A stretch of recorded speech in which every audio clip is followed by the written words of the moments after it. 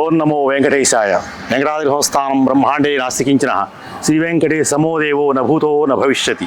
మనం ఈ యొక్క ఇక్కడ ఉన్నటువంటి గుడిమల్కాపూర్ అనేటువంటి గ్రామంలో ఉన్నాం. మనం ఈ గుడిమల్కాపూర్ గ్రామంలో ప్రసిద్ధమైనటువంటి శ్రీ వెంకటేశ్వర స్వామి బాలాజీ దేవాలయం ప్రసిద్ధిగాంచింది ఉంది. ఇక్కడ ఎంతో బిజీగా ఉంటుంది ఈ ప్రాంతం అంతా కూడా. ఇక్కడ పూల మార్కెట్, పండ్ల మార్కెట్ ప్రసిద్ధిగాంచిన ఉన్నాయి గుడిమల్కాపూర్. ఇది చాలా మొహిదీపట్నానికి చాలా దగ్గరగా ఉంటుంది. జామ్ సింగ్ గారు ఈ దేవాలయం కట్టించినప్పుడు మనకి ఏమైందంటే, ఈ దేవాలయం కట్టించినప్పుడు ఆయన 1810 సంవత్సరం సుమారులో ఈ యొక్క సంగీత సంబంధించినటువంటి వాయిద్యాలు, ఈ సన్నాయి ఇవన్నీ కూడా దీంట్లో కూర్చుని స్వామివారి కోసం సేవ చేసేవారు. అంటే వాయిద్యాలతోటి ఆయనకి అభిషేకం అప్పుడు కానీ, ఆరగింపు అప్పుడు కానీ ఎక్కడి నుంచి ఇక్కడ కూర్చుని వాళ్ళు సంగీతం ఆ యొక్క సన్నాయితోటి వాయిస్తుంటే అక్కడికి వినపడుతుండేది. దాని ప్రకారం వాళ్ళు ఇవన్నీ కూడా మెయింటైన్ చేసుకోవడం కోసం ప్రత్యేకంగా సంగీత పరికరాలు పెట్టుకోవడానికి, మరి సంగీతం స్వామివారికి వినిపించడం కోసం మాత్రం ఇక్కడ ఇది ఏర్పాటు చేయడం జరిగింది. 1810 సంవత్సరంలో ఈ యొక్క జామ్ సింగ్ గారు నిర్వర్తించినటువంటి దేవాలయాన్ని ప్రత్యేకమైన ఒక ఆర్కిటెక్చర్లా మనకు కనిపిస్తుంది. ఇది ప్రధాన ద్వారం దగ్గర మనకి కనిపిస్తుంది. ఇది రాజస్థానీ సంబంధించినటువంటి బొమ్మలు సంబంధించినటువంటి శైలిలో మనకు కనిపిస్తుంది. కాబట్టి ఆ యొక్క మనకి శిల్ప సంపద కనిపిస్తుంది. చిన్న చిన్న గుర్రాలు కూడా మనకి కనిపిస్తూ ఉంటాయి. అప్పట్లో జామ్ సింగ్ గారు స్థాపించినటువంటి బాలాజీ దేవాలయంలో ప్రధాన ద్వారంలోకి ప్రవేశిస్తున్నాం. ఈ యొక్క శిల్ప సంపద కూడా మనం చెప్పుకున్నట్టుగా రాజస్థానికి సంబంధించినటువంటి శిల్ప సంపద.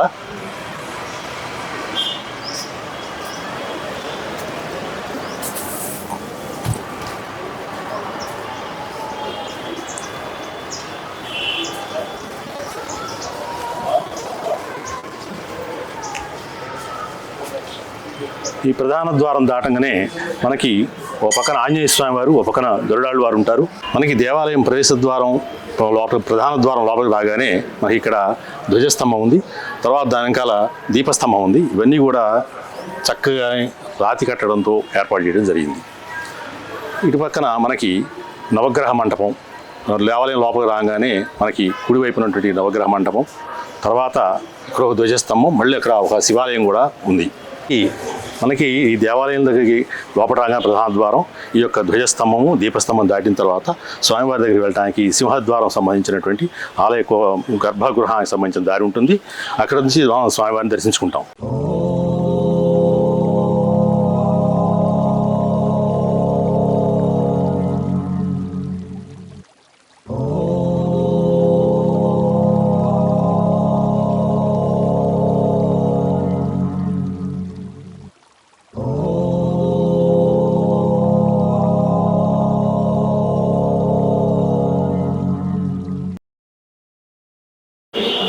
జామ్ సింగ్ గారు 1810లో ఈ దేవాలయం నిర్మించిన తర్వాత అర్చకత్వం ఏ విధంగా జరగాలి అనేటువంటి ఆయన ఆలోచించారు అప్పట్లో.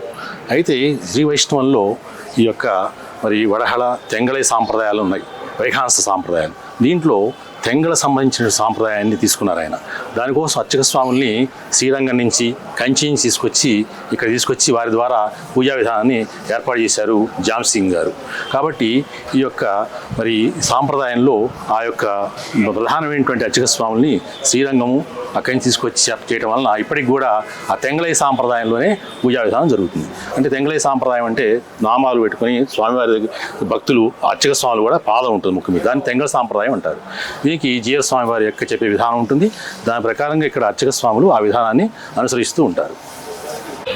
మనం స్వామివారి యొక్క గర్భగృహం ప్రధానటువంటి దేవాలయం పక్కన చూసినట్లయితే కృష్ణ భగవానుడి, రాధాకృష్ణుడు మందిరం కూడా చిన్నది ఏర్పాటు చేయడం జరిగింది. దీనికి ఈ పైన ఉన్నటువంటి ప్రధాన దేవాలయం మొత్తం కూడా ఆర్కిటెక్చర్ ఆరుతో చెక్కబడింది, రాయితో చేయబడింది. ఆ రోజుల్లో సిమెంట్ లేదు కాబట్టి మొత్తం కూడా ఈ రాయితో నిర్మాణం చేశారు.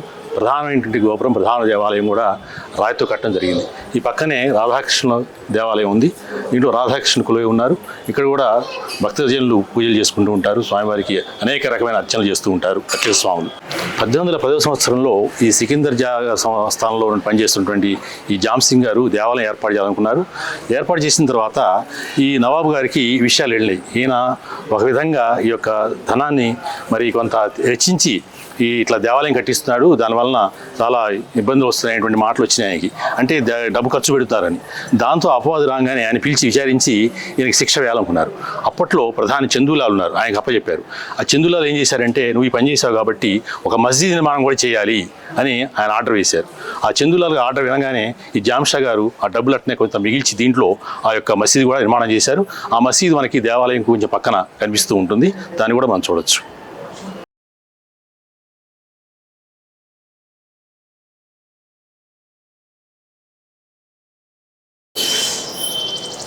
ఈ దేవాలయం శ్రీ ఝాన్సింగ్ బాలాజీ వెంకటేశ్వర స్వామి దేవస్థానంగా భాగ్యనగరంలో ప్రసిద్ధిగాంచింది. ఈ దేవాలయం 650 సంవత్సరాల పూర్వము సికిందర్జా రాజ్ బహదూర్ అన్నింటి యొక్క రాజుగారు ఆ యొక్క కోటలో అశ్వదళాధిపతిగా ఉన్నటువంటి యొక్క ఝాన్సింగ్ని, మనకు గుర్రాలు లేవు అంటే అశ్వాలు లేవు కాబట్టి మేలు జాతి గుర్రాలు తెమ్మని చెప్పేసి ఆ యొక్క ద్రవ్యం ఇచ్చి పంపించారు. ఈ మార్గంలో వెళ్తూ ఒక వృక్షం కింద పడుకున్నారు. బాగా సీద తీర్చుకున్నప్పుడు స్వప్నంలో కనపడటానికి అంటే పలానా దగ్గర నేను తిరుపతి దగ్గర ఒక గ్రామంలో ఒక పుట్టలో ఉన్నాను కాబట్టి ఆ యొక్క విగ్రహాన్ని తీసుకొచ్చి ప్రతిష్టాపన చేయించి ఆ యొక్క స్వప్నంలో కనపడ్డాడు స్వామివారు. అప్పుడు ఆ స్వామివారు ఎప్పుడైతే స్వప్నంలో కనపడిపోతే ఎవరు కనపడలే ఆ యొక్క ఝాన్సింగ్ అశ్వదళాధిపతికి. అప్పుడు ఆ గ్రామం వెళ్ళేసేసి ఆ యొక్క గ్రామాలను సంప్రదించి విగ్రహాన్ని తీసుకొచ్చి ప్రతిష్టాపన చేశారు. ఇక్కడ ప్రతిష్టాపన చేసిన తర్వాత రాజుగారు సైన్యాన్ని సికిందర్ రాజ్ బహదూర్ అని 3వ నవాబు కాలం ఇది. అప్పుడు ఏమయ్యా ఇక్కడ ఏం చేస్తున్నావు, ఇక్కడ ఏదో కొత్త దేవాలయం నిర్మాణం ఉంది అని చెప్పేసి ఏదో అది చూద్దామని చెప్పేసి చూడడానికి వచ్చిన ఆ రాజుగారు ఆ యొక్క ఝాన్సింగ్ దేవాలయం కట్టించిన విషయం ఆయనకు తెలియదు. అప్పుడు ఈ విషయాన్ని కూడా గ్రహించి మరణదండను అంటే ఉరిశిక్ష విధిస్తాడు ఆ యొక్క ఝాన్సింగ్కి.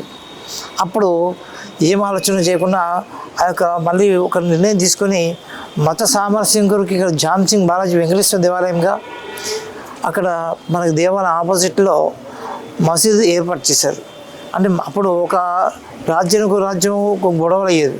అయితే ముస్లింలకు హిందువులకు మత ముస్లింలకు గొడవలు కాకుండా ఉండాలంటే అప్పుడు మసీదు కట్టించాలి, ఇక్కడ హిందూ దేవాలయం ఏర్పాటు చేశారు కాబట్టి అనుకొని ఆ రాజుగారు సైన్యాన్ని తీసుకొచ్చి ఆ యొక్క విగ్రహ ప్రతిష్టాపన చేసేసి రాజ్యం నింపిన తర్వాత అప్పుడు అందరూ సుఖశాంతంతో ఉన్నారు.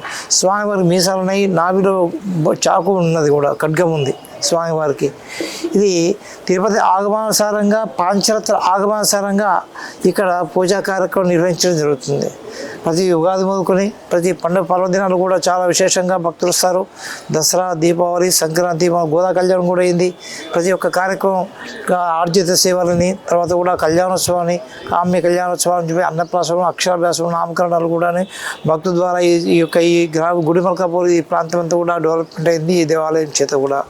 ఇదంతా కూడా మేము వచ్చి కూడా 33 సంవత్సరాలు కాబట్టి మాకు కూడా రిటైర్మెంట్ అయినప్పుడు కూడాను దేవాలయ కార్యక్రమం ఇలాంటి యొక్క స్వామి దేవాలయంలో కార్యక్రమం ఇలాంటివి కూడా ఇబ్బందులు కూడా నిత్యం కూడా పూజా కార్యక్రమం నిర్వహించడం జరుగుతుంది కూడాను. అది విశేషం. కాబట్టి ఈ మనసులో ఏ కోరికలు ఉన్నాయో ఆ యొక్క చిలుకూరు బాలాజీ వెంకటేశ్వర దేవాలయం ఇట్లా ఒక వీసదేవుడు ఏ విధంగా ఇక్కడ వివాహానికని తర్వాత మనసులో ఏ కోరికలు ఉన్నప్పుడు కూడాను ఆ యొక్క నెరవేరుతాయని చెప్పేసి ఆ యొక్క ప్రతీతి ప్రతి ఒక్క నోటు కూడా భక్తుల యొక్క నోటి ద్వారా వినటం కూడాను ఏ పనుకున్న అవుతుంది. గృహము, వస్తు, వాహనం, ద్రవ్యము, తర్వాత కూడా వివాహము, సంతాన సౌభాగ్యం, సంతానం కూడా అయ్యేట్టు చాలామంది కూడా చెప్పడం కూడా జరిగింది. స్వామి యొక్క శక్తి మహత్యం కూడా ఇక్కడ ఈ యొక్క స్థల పురాణంలో చెప్పబడింది కూడాను. దీనికి ఇది ఎండోమెంట్ దేవాదాయ ధర్మాదాయ శాఖ పరిధిలో ఉన్నటువంటి యొక్క దేవాలయం ఇది 6 AC టెంపుల్. రెండో విషయం అంటే దీనికి ఫౌండర్ ట్రస్ట్ కిషన్ సింగ్ ఉండే, సులోచన ఆ దంపతులు చనిపోయిన తర్వాత ఇప్పుడు వినయ్ కుమార్ సింగ్, హర్షద దంపతులు ఇక్కడ ఫౌండర్ ట్రస్ట్ ఈ దేవాలయానికి చైర్మన్. తర్వాత వాళ్ళ ఫ్యామిలీ మెంబర్స్ కూడా ఇక్కడ ఫౌండర్ ట్రస్ట్ ఇక్కడ ఈ దేవాలయానికి కమిటీ అనేది లేదు. ఫౌండర్ ట్రస్టీ అంతే చైర్మన్ ఒకటే ఉంటాడు, దేవాలయ అధికారులు ఉంటారు. ఎండోమెంట్ డిపార్ట్మెంట్ పరిధిలో ఉండేటువంటి యొక్క దేవాలయం ఇది. ఈ ఝాన్సింగ్ అని అశ్వదళాధిపతిగా ఉండేవాడు, ఈయననే మూలం. కాబట్టి నవాబు ఏం చేస్తారంటే 3వ నవాబు సికిందర్జా బహదూర్ గారు నవాబు గుర్రాలు అంటే అశ్వాలు తెమ్మని చెప్పి చెప్తే ఈ ప్రాంతంలో వచ్చేసి ఒక వృక్షం మీద పడుకుని అంతా మల్కలు అనేటువంటి ఒక దుంపజాతి వృక్షాలు ఉండే. బాగా రాజ్యానికి నుండి ఇక్కడ ఈ ప్రాంతంలో వస్తూ అంటే గుర్రాలను పర్చేస్ చేద్దామని చెప్పేసి రావడం బాగా నిద్ర పట్టి అలసిపోయినవాడు ఒక వృక్షం కింద పడుకున్నాడు. వృక్షం కింద ఆ వృక్షం కింద పడి ఎప్పుడైతే స్వప్నంలో స్వామి సాక్షాత్కరించి దేవాలయం నిర్మించాలని సంకల్పం చేత దేవాలయం నిర్మించడం జరిగింది. ఈ మహానుభావుడు ఈ కిషన్ సింగ్ తర్వాత జామ్ సింగ్ వీళ్ళ యొక్క వంశీకుల వద్ద ఇప్పటివరకు కూడా దేవాలయాన్ని నిర్మించడం జరిగింది. అదే ఈ జామ్ సింగ్ బాలాజీ వెంకటేశ్వర స్వామి దేవస్థానంగా ప్రసిద్ధిగాంచింది హైదరాబాద్ భాగ్యనగరంలో. చాలా మంచి పురాతన దేవాలయాల్లో ఇది కూడా ఒక ప్రాశస్తంగా దేవాలయం ఇది. ఆ తర్వాత నెక్స్ట్ అక్కడ ఉన్నారు వారు. ఆ నెక్స్ట్ వీరు ఏమిటి అంటే మనకి బభూతి సింగ్ అని చెప్పేసి ఈయన కూడా లేట్ అంటే వాళ్ళకి వంశీకులు అందరూ కూడా వీరందరూ కూడాను. తర్వాత కేశవ్ సింగ్ చెప్పేసి వారి యొక్క వంశీకులను కూడా.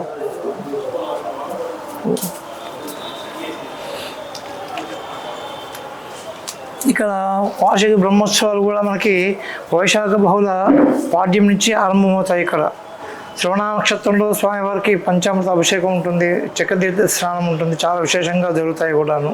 ఇక్కడ అక్కడ water trust chairman Kishan Singh అని సులోచన బాయ్ అని చెప్పేసి వాళ్ళు.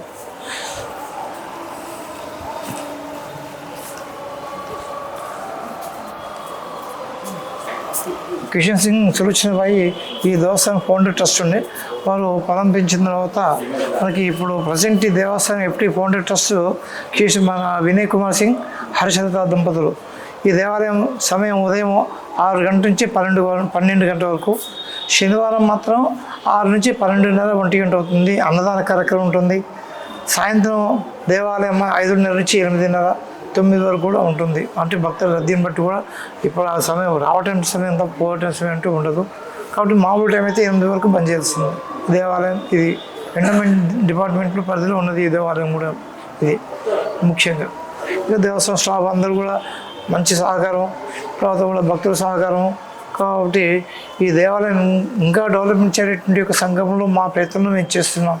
ఈ దేవాలయం ఇలాంటి దేవాలయం భాగ్యనగరంలో చాలా ఇటువంటి యొక్క దేవాలయాలు ఉండటం చాలా అరుదు. కొత్త దేవాలయాలు నిర్మిస్తున్నారు, కానీ ఇలాంటి పురాతన దేవాలయం ఉండటం ఈ దేవాలయం ఇది ఒకటి. సీతారాంబాగ్, నాన్నగారు కూడా ఇవన్నీ కూడా, తర్వాత చిరుకుల బాలాజీ టెంపుల్ కూడా పురాతన దేవాలయాలు. చాలా విశిష్టత వైశిష్టత యొక్క దేవాలయాలు ఇవన్నీ కూడా. మహత్యం చాలా మా యొక్క స్వామిలో మీసాలు ఉన్నాయి, నాలో ఖడ్గం ఉంటుంది. చాలా ఏ పని అనుకున్నా, ఏ మనసులో ఏ సంకల్పం ఉన్నా చక్కగా నెరవేరుతుంది. చాలా భక్తుల యొక్క భక్తుల యొక్క వినికిడి మేము వినడం కూడా. నిత్యం పాంచాత ఆగమసారంగా పూజా కార్యక్రమం నిర్వహించడం జరుగుతుంది. కళ్యాణోత్సవాలు, శాశ్వత పూజలు ఇవన్నీ కూడా భక్తులకి ఎలాంటి అసౌకర్యం లేకుండా దేవస్థాన సిబ్బంది, అధికారులు, ధర్మకర్తలు అందరూ కూడా చక్కగా వాళ్ళకి అనుకూలంగా మేము మెదుకోవడం జరుగుతుంది. దేవాలయ వార్షిక బ్రహ్మోత్సవంలో భాగంగా ప్రతిరోజు కూడా తులకి సేవ అంటే సుదర్శన హావనం ఉంటుంది. ఒక్కొక్క రోజు ఒక హిస్టరీ ఉంటుంది. ఆ తర్వాత అశోకవాహన సేవని, గజవాహన సేవని, శేషవాహన సేవని, గరుడవాహన సేవని, తర్వాత ఇలాంటి యొక్క సేవా కార్యక్రమాలు సాయంత్రం పూట ఉంటాయి. కళ్యాణోత్సవం విశేషంగా జరుగుతుంది. మనకి మండపం కూడా ఉంది. మన యొక్క ప్రాంగణంలో ఆ యొక్క గ్రౌండ్ లోపల దగ్గరలో మనకి దేవాలయ యొక్క కళ్యాణ మండపం ఏర్పాటు చేశారు. ఆ మండపంలో స్వామివారి యొక్క కళ్యాణోత్సవం జరుగుతుంది. వార్షిక బ్రహ్మోత్సవంలో భాగంగా కళ్యాణోత్సవం జరుగుతుంది. ఈ కళ్యాణం కూడా మనకి వైశాఖ బహుళ పాడ్యం నుంచి షష్ఠి వరకు, షష్ఠి సప్తమి వరకు కూడా ఈ వారం రోజులు వార్షిక బ్రహ్మోత్సవాలు జరుగుతాయి. ఇక్కడ విశేషంగా జరుగుతుంది. ఈ మధ్యకాలంలో మనకి కొత్త రథం కూడా ఏర్పాటు చేశారు దేవస్థాన ధర్మకర్తలు. మనకి పక్కకే దేవాలయంలో పక్కకు ప్రాంగణంలో మనకి రథోత్సవం ఉంది. ఈ బ్రహ్మోత్సవాలు కూడా రథోత్సవం విశేషంగా జరుగుతుంది. అంటే బయటకు వెళ్ళదు, ఈ దేవాలయ ప్రాంగణం లోపలకే నడుస్తుంది. ఈ యొక్క తీయటం జరుగుతుంది రథోత్సవం కూడా. చాలా విశేషంగా జనాలు కూడా చాలా వస్తారు. దసరా, దీపావళి, రావణాసురుడు ఈ బ్రహ్మోత్సవంలో రావణాసురుడు ఈ ఏర్పాటు చేస్తారు. వాళ్ళు కూడా విశేషంగా జరుగుతాయి కార్యక్రమాలు ఇక్కడ. ఇదంటే సిటీ కొన్ని బయట దూర ప్రాంతం ఉంది కాబట్టి సిటీలో ఉన్నప్పుడు కూడా ఈ దేవాలయానికి రావడం తక్కువ.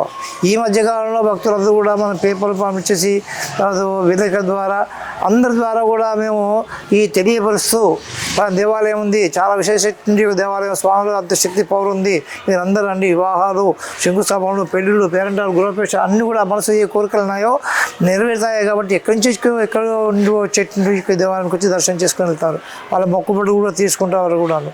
ఈ దేవాలయంలో చాలా విశేషమైన యొక్క స్వామి యొక్క మహిమ గల ఈ దేవాలయం ఇది అని చెప్పచ్చు కూడా.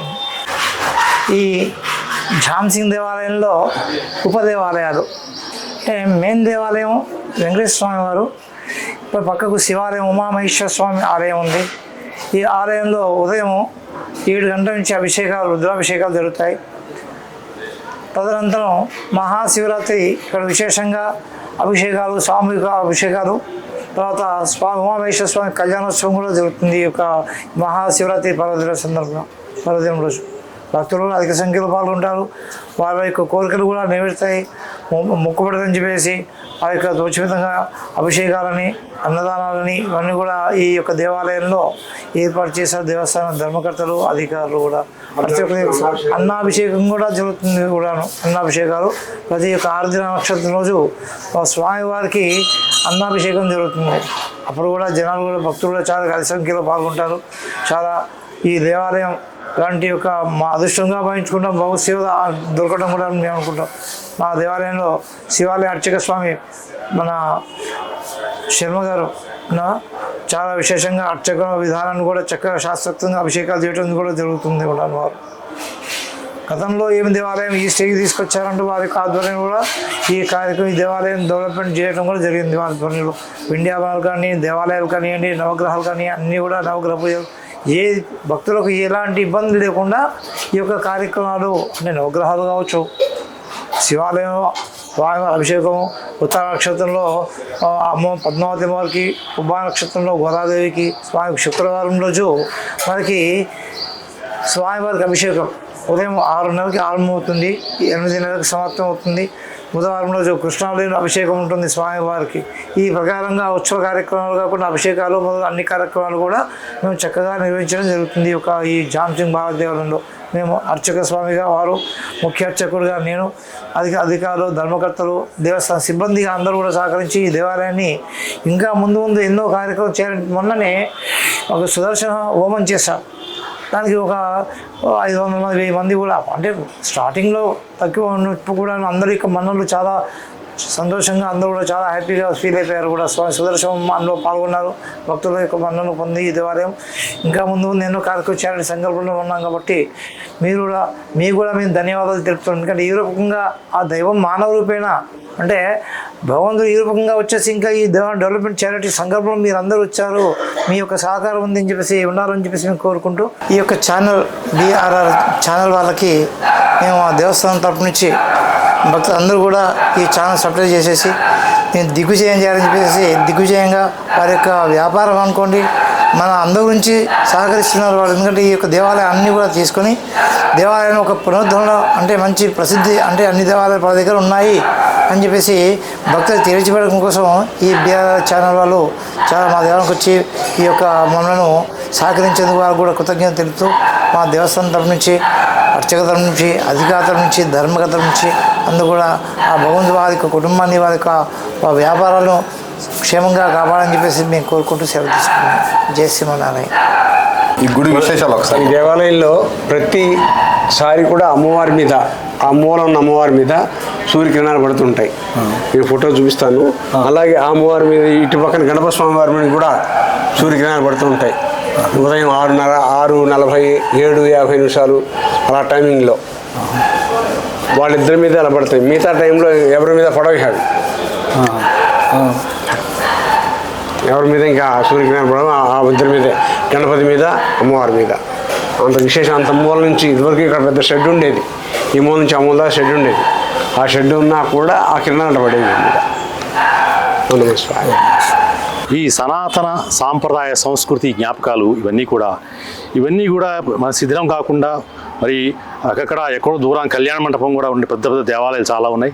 ఇవన్నీ కూడా మనం చాలా జాగ్రత్తగా వచ్చే తరాల కోసం ఈ యొక్క ఆర్కిటెక్చర్ కానీ, ఈ శిల్ప సంపద, మరి ఈ యొక్క ఆచార వ్యవహారాలు, ఈ భగవంతుడు, ఈ యొక్క దేవాలయం, ఇంత పెద్ద విశాలమైనటువంటి దేవాలయం, ఇవన్నీ కూడా మనం పరిరక్షించుకోవాల్సిన బాధ్యత మనందరి మీద ఉంది. కాబట్టి తప్పనిసరిగా వీటికి అభివృద్ధి కోసం మనందరం కృషి చేయాలి.